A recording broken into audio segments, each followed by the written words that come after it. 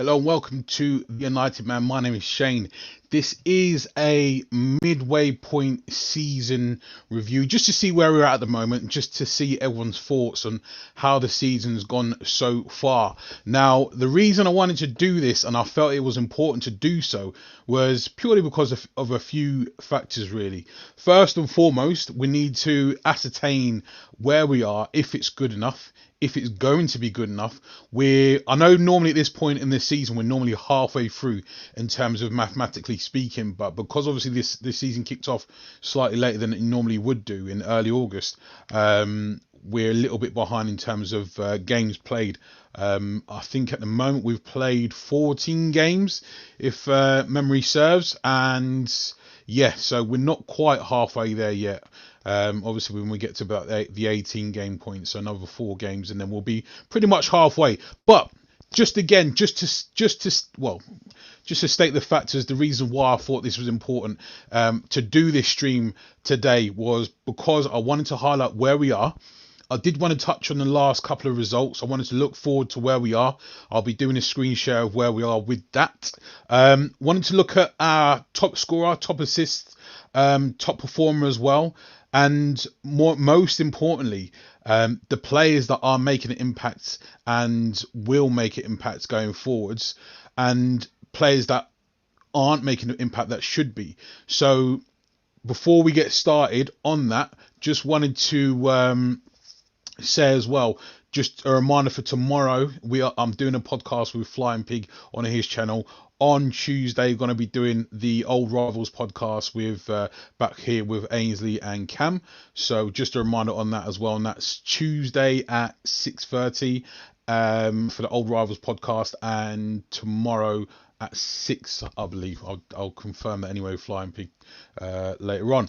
Anyway, so just before we go into, I just wanted to share my screen with you so you can see exactly what I'm referring to. So just make sure, can you guys see that? Can you guys see what I'm seeing? All right, I'll take you in the direction of the Premier League table first and foremost. Just make sure that's popping up correctly first of all. Yeah, so just wanted to take you in the direction of the Premier League table. So as I've mentioned beforehand, there's 14 games that we've played so far. Let's put that up there properly. We played 14 games so far. Won 8, drawn 3, lost 3. That isn't the point that I wanted really to hit home. The point I wanted to hit home really and truly was that we're in 4th position, fine. We've got a game in hand on the 3 teams above us, which obviously could take us all the way up into 2nd place.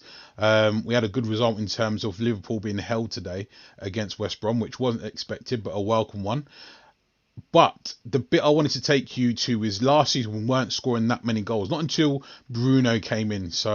But we still didn't score overall. Our season tally last season wasn't the best. So let's have a look at where we're at now. So we've scored 30 goals this season already, which is good for joint 2nd best with Chelsea behind Liverpool. We've conceded 23 goals, which is, for me, that's the most concerning part. I'll put that back up there so we can see half and half. Yeah, that for me, the 23 goals conceded, that makes us 14th worst in the Premier League at the moment. So that's not great stamp. I feel like that's the difference. For example, the Leicester City game yesterday, we were up twice. We scored first twice, which makes a change. Obviously, we scored first against Everton, but those are the points that. So I mean, even Liverpool's conceded 20 goals. So that's considering what I think they conceded that, or less than that, sorry, the whole of last season. So that tells you what kind of season they're having defensively as well. But they've got a reason to be, I suppose, in that position. Where we're at the moment, defensively, I feel like the amount of times that we've changed. So, for example, the left back position changed a lot. The goalkeeping situation is ever changing as well, which you shouldn't really have to do. But that kind of shows the position we were in. I mean, yesterday we looked like we put Lindelof at right back and Eric Bailly centre back. I think apart from their second goal, Eric Bailly looked good. as he did against Everton as well. In fact, he was outstanding against Everton, which I think is what got him in the start in the first place. But the main point that concerns me is the amount of goals we're conceding, and that's really, I mean, you can see from here, ourselves and Manchester City, we're the form teams in the Premier League in the last 6 games. We've won 4 and drawn 2. So as I say, that makes us the form team. I did want to check on what's coming up as well in terms of the next couple of games. So we've got Wolves. That's we're at home against Wolves as well. Late kickoff, so it gives us a few days. Obviously, today, tomorrow, full days rest. Obviously, early kickoff yesterday, so it gives us sort of like 2.5 full days rest. You could say 3 because we kick off at 8 o'clock in the evening. So really and truly, that's a good rest before that game. Well, decent rest, I should say, not good rest. But then we've got, obviously, a couple of days later, we've got Aston Villa at home. Then we've got Man City at home in the League Cup semi-final. Again, this is like a repeat of last season. We went out at this stage in this cup last season in the semi-final. Went out in semi-final FA Cup as well. So this season we need to make sure we're making at least one final and winning 1 trophy at the very least. Makes a huge amount of difference. So I really want to make sure we make a final. So that's a big game against Man City, and I feel like we get past City, I feel like we'll win the cup this year, realistically. And like I said, we've got a good cluster of home games: Wolves, Villa, City, Watford. Obviously, you've got 2 cup games in there, and then it's the big one against Liverpool. Hopefully, by that time, we've made up the points. Obviously, it turns out that it is a massive 2 points drop, because obviously Liverpool dropped 2 points today against West Brom. So it's a massive couple of points dropped against Leicester. And it is that, let's not sort of beat around the bush. It was 2 points dropped significantly. We was ahead twice. We dropped points twice. So we do have to rectify that amount of goals that we're leaking in. And it's silly goals as well.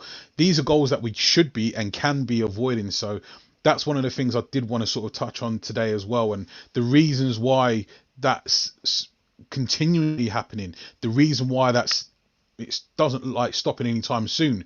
So that's one of the main points I wanted to look at first and foremost. Where we sit at the moment, where we sit at the moment, and the reason of the thumbnail is how it is purely because, for want of a better word, I believe that the difference in us winning the league title and not winning the league title is defence.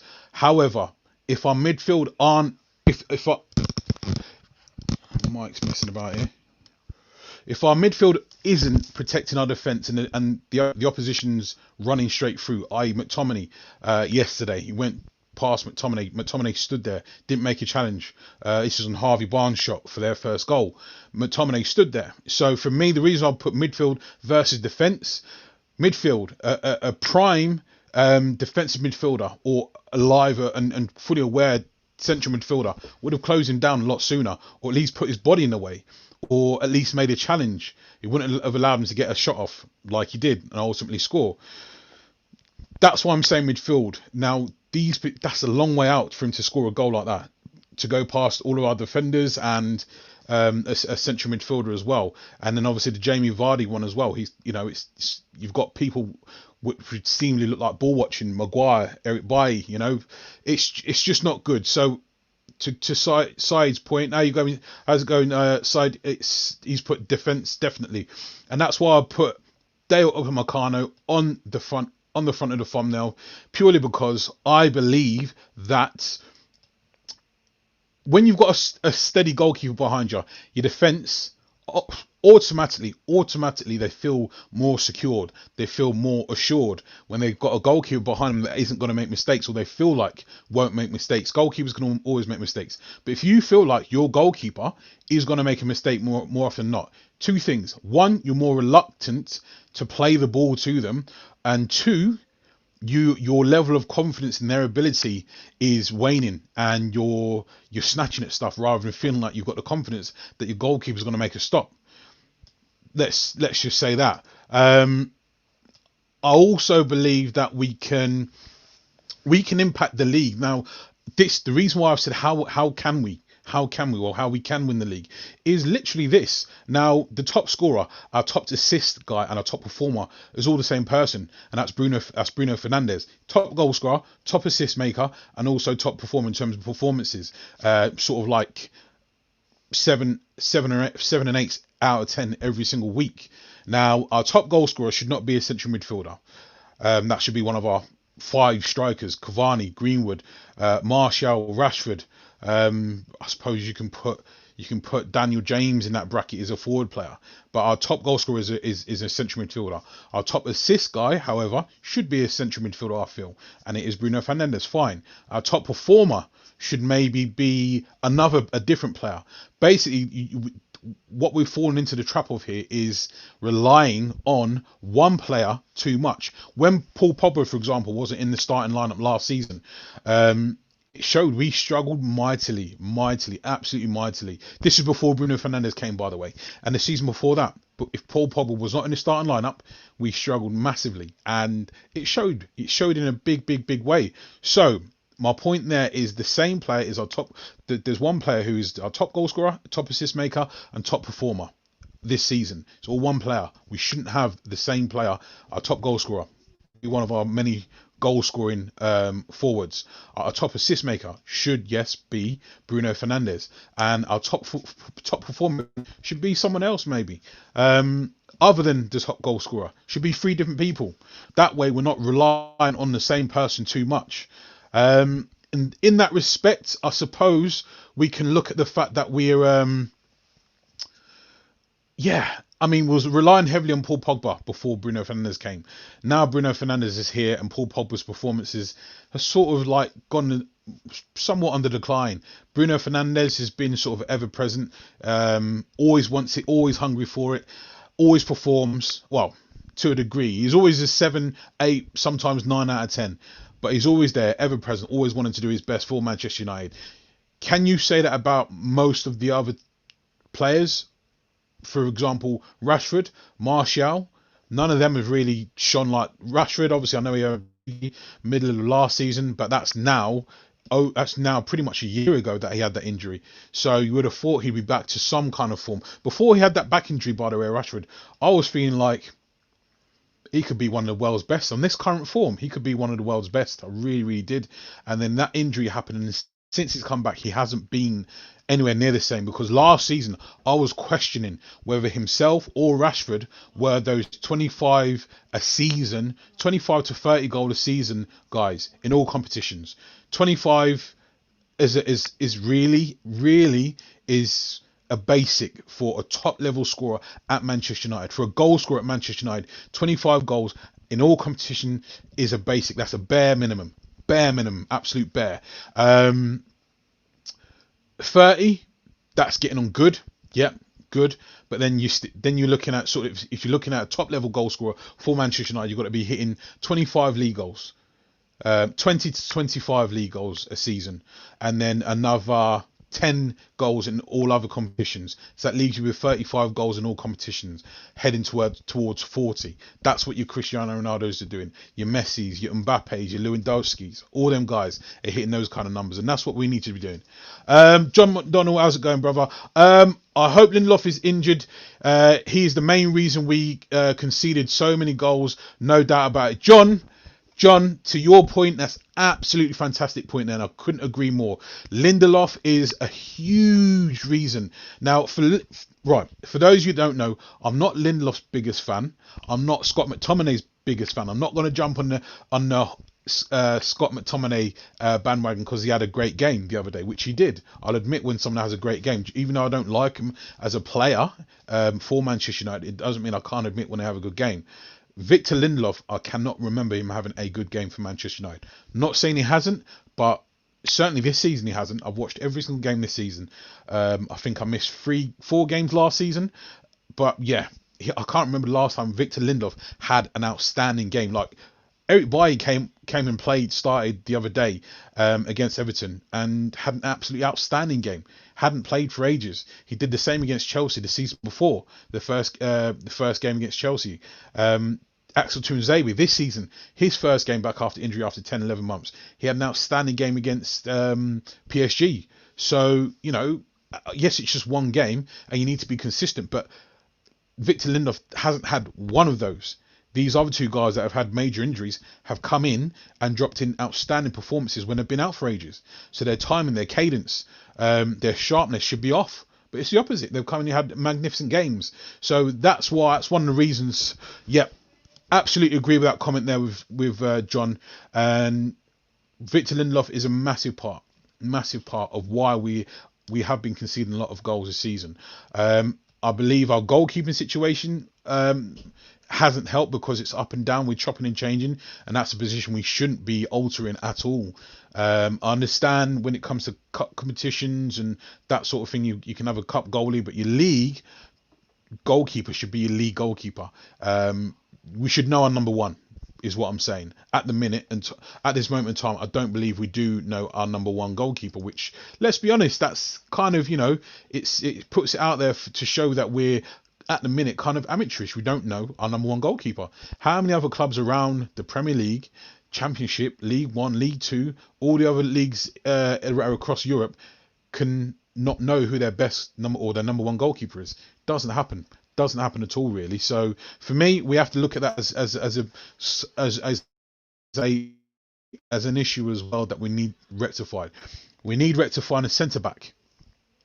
My thumbnail would tell you my favourite centre back would be Dale Upamecano, but who we're linked with in the transfer window is the likes of David Alaba, linked with Ben White from Brighton, who I think is a very good player as well, who would suit us.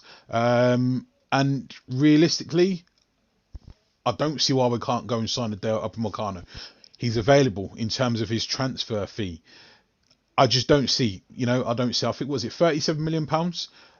What in terms of his transfer fee? But I'm not too sure. We'll have to see. But I just really want to see us get some consistency together. Now, if we was to get the likes of Upamecano, he's rapid. He's absolutely rapid.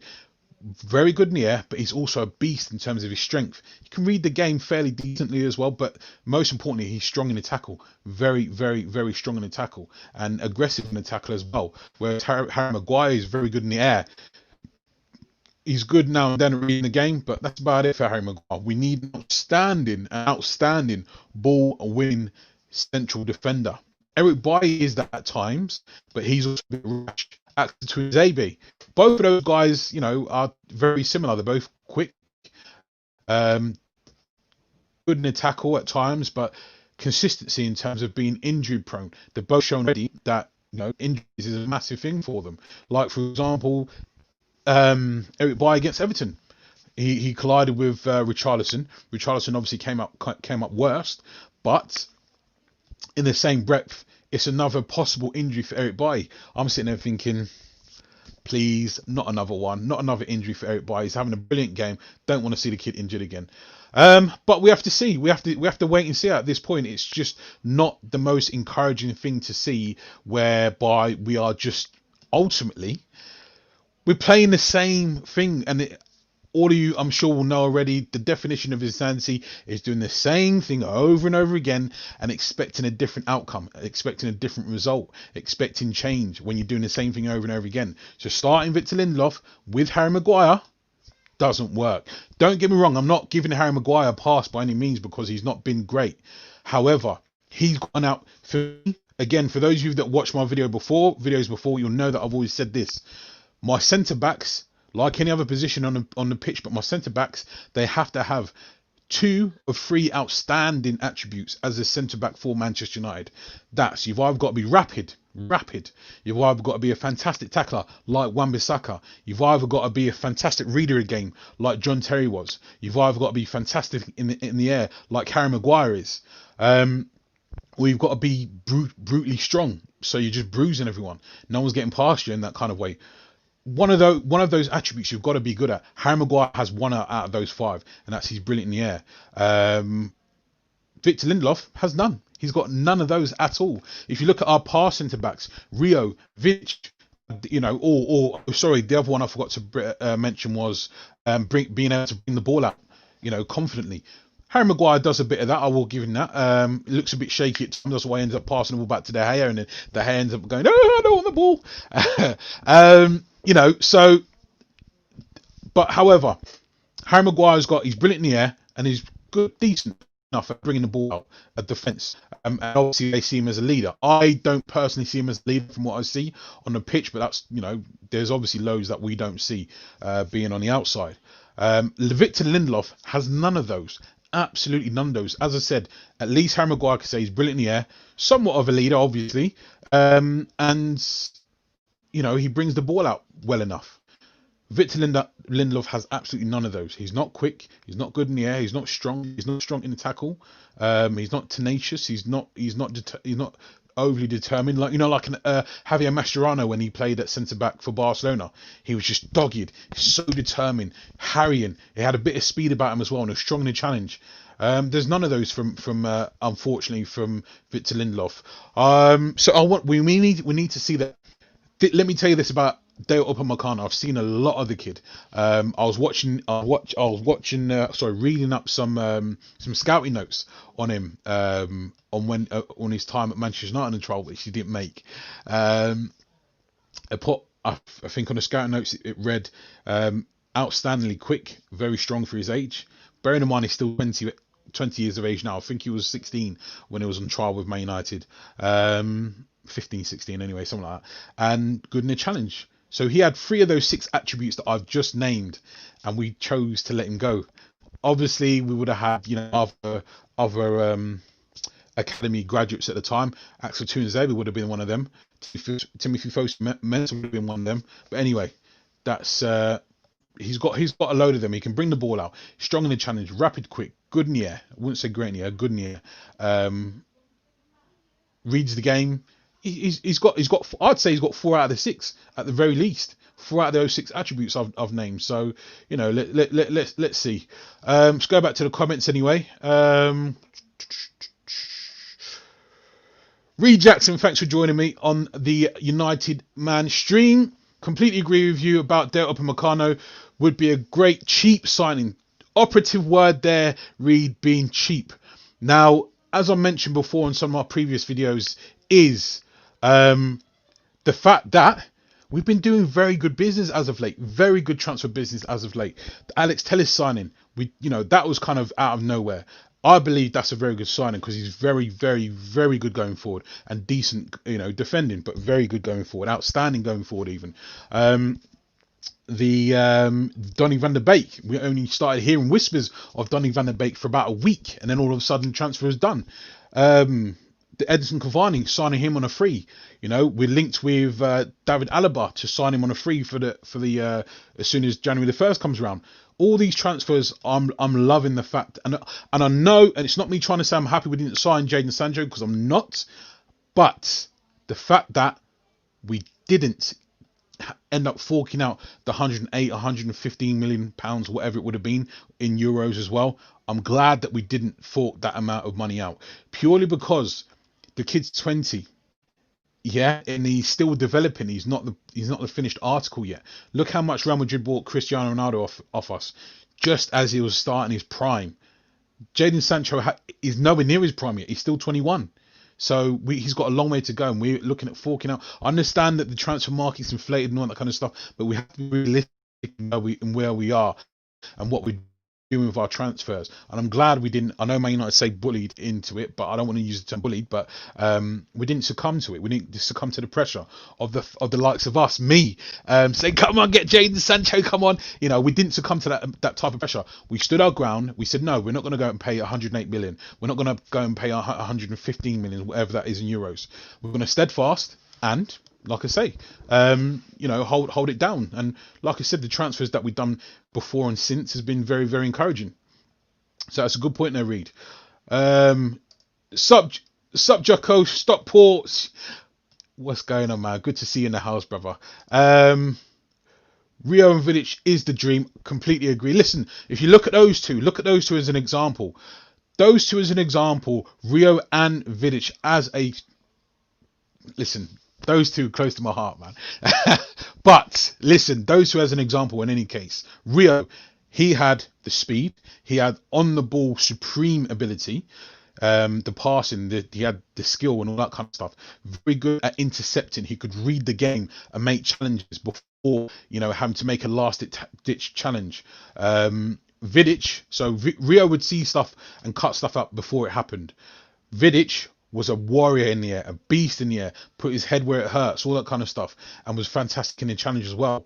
But Vidic was quite slow in comparison to Rio. Rio had that speed, so there was a massive compliment. Rio wasn't the best in the air, but he was 6'4", so he was still decent in the air. But Vidic was a madman in the air. He was winning headers left, right, and centre. They was both good in the air, but Vidic was a lot better.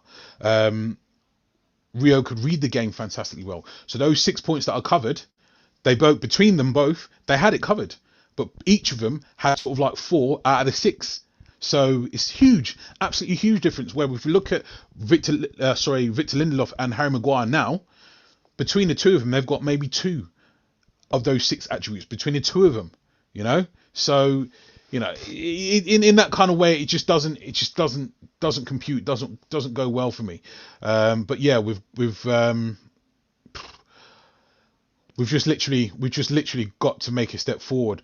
John says, can someone please tell me how James gets into the team ahead of Greenwood? James does nothing for me. I would play Greenwood in front of Martial. Now, John, that's a fantastic point.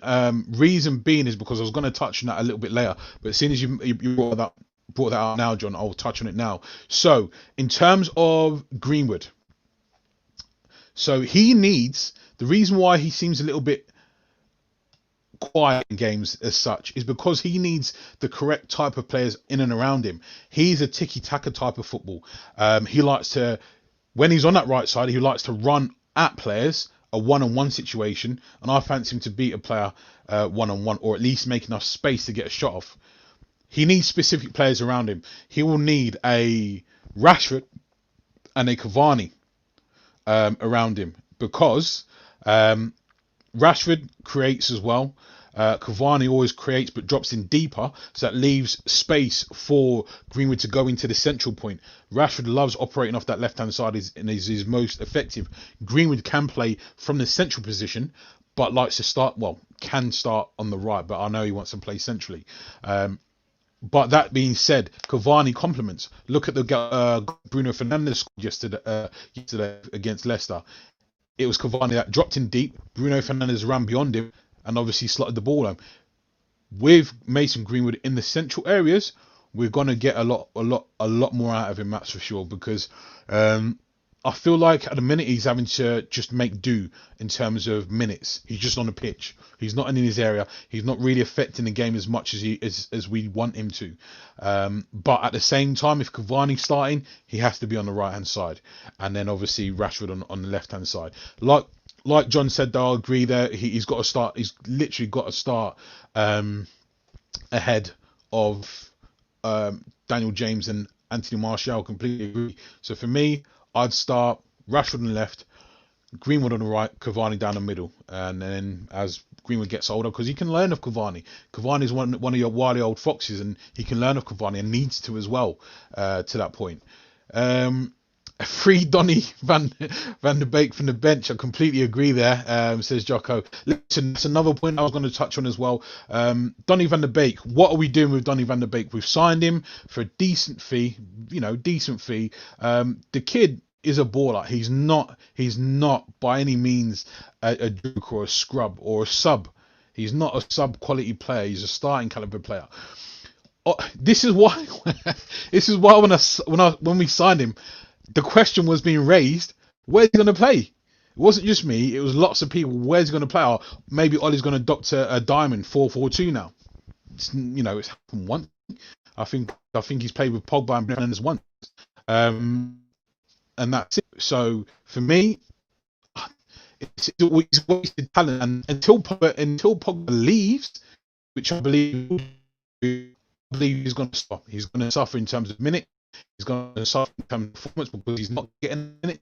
And then obviously confidence is going to go. You see confidence already isn't there, or he's dropped significantly since his first game. His first goal, Manchester United, you can see At the minute when he gets on, he's just working hard. He's trying to work hard. He's trying to force things rather than just naturally letting his flow. And that's what happens when your confidence drops. So for me, absolutely a great point there. G, what's going on? G's in our house, my guy. Yeah, I know, and I agree with it. I hate this to death. Bayern Munich have the monopoly on all German players. Bayern Munich, sorry, not German players, players that play in the Bundesliga. Bayern Munich always have the monopoly on all the best players that play in the Bundesliga, hands down. And it's so frustrating where I'm just like, where do you think Erling Haaland's going to end up next? Either Real Madrid or Bayern Munich. Guaranteed. He's not going anywhere else.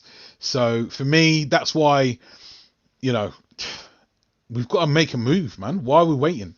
We need a centre back. Manchester United need a centre back.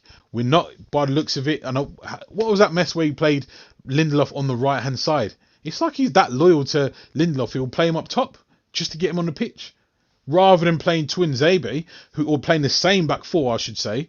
Or unless he likes to swap Luke Shaw and Alex Telles. You play the same back four, or you just put Luke Shaw in like he did for Alex Telles, but you keep Bailly and you keep Twinzabe instead of forcing it and trying to play Lindelof again. Anyway, that's me moaning and ranting about Lindelof over for today, not overall, just for today. Yeah,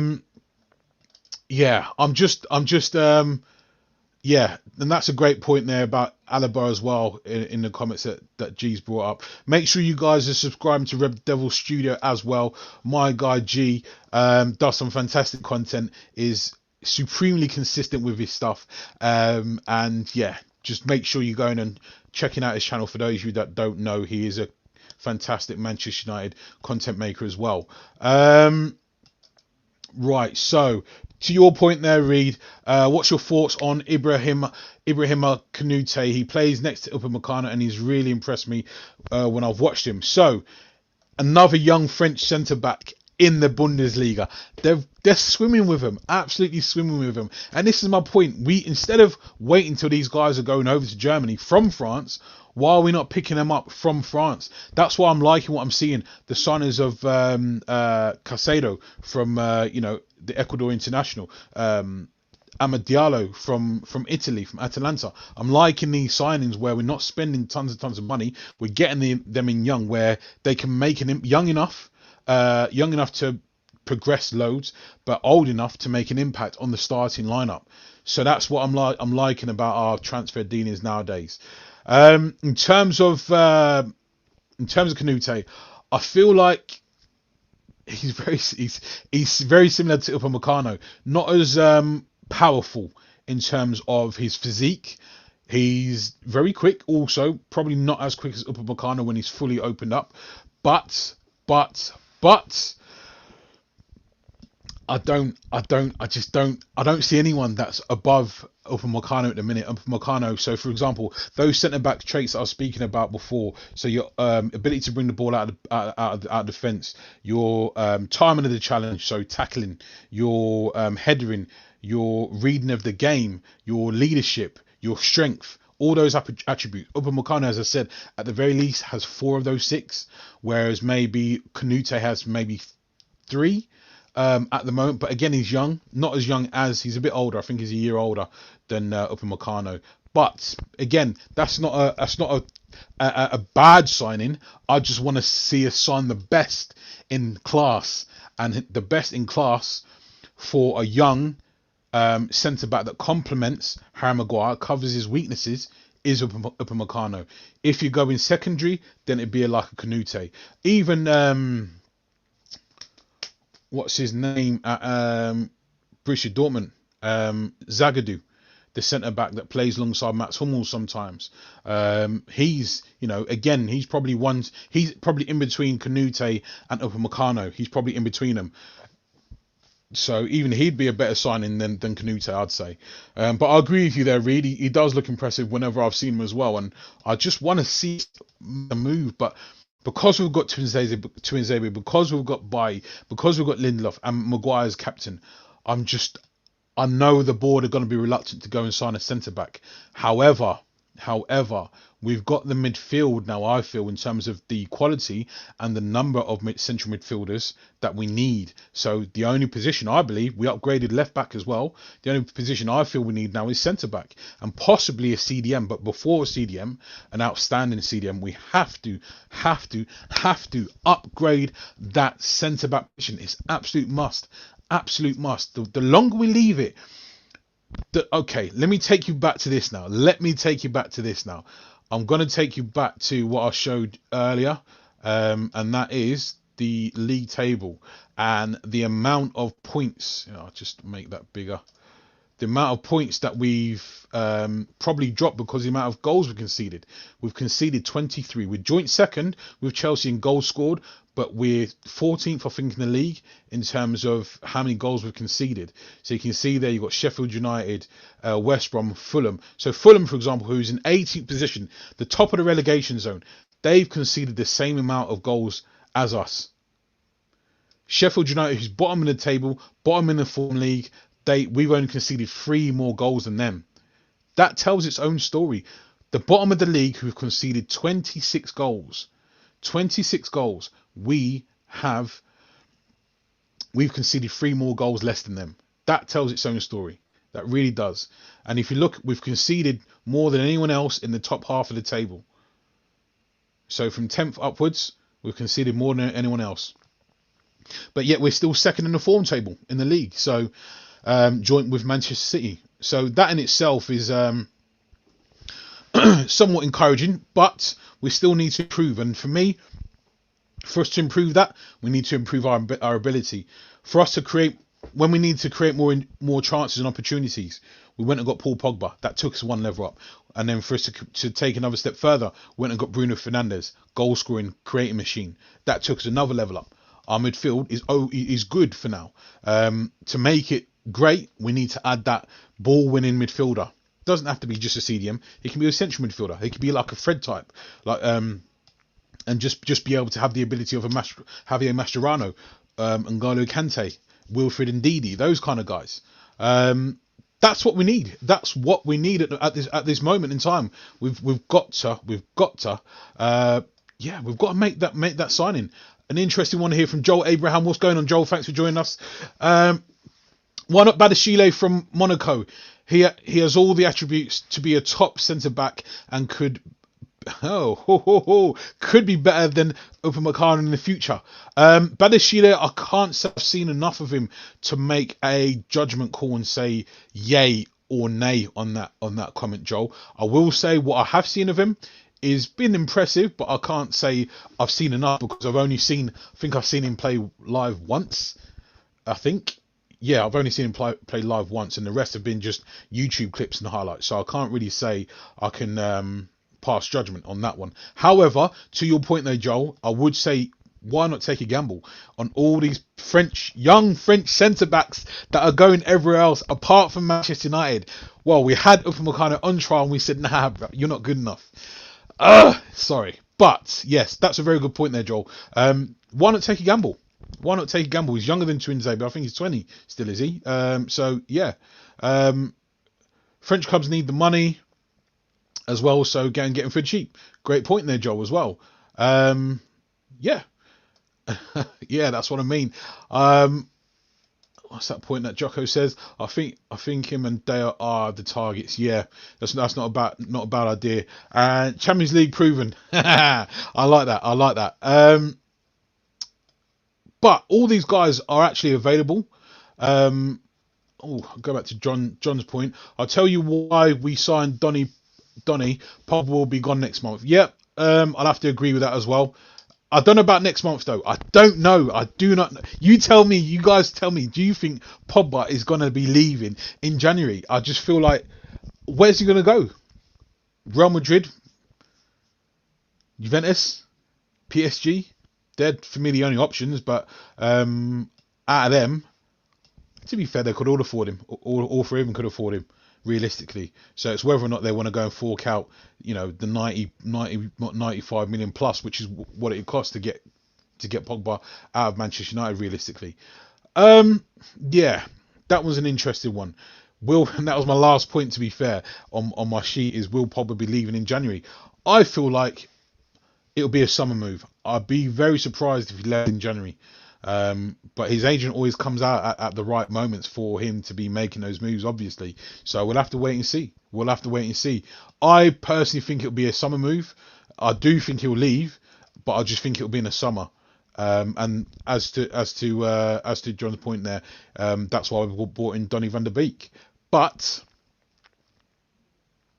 is he a downgrade in Paul Pogba?